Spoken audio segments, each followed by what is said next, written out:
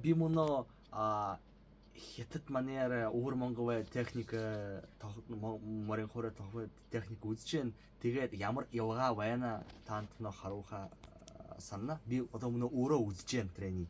Хавх монгол техник тэгээд өвөр монговын техник.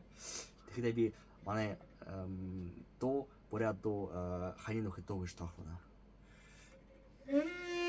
Первый вариант монгольская техника.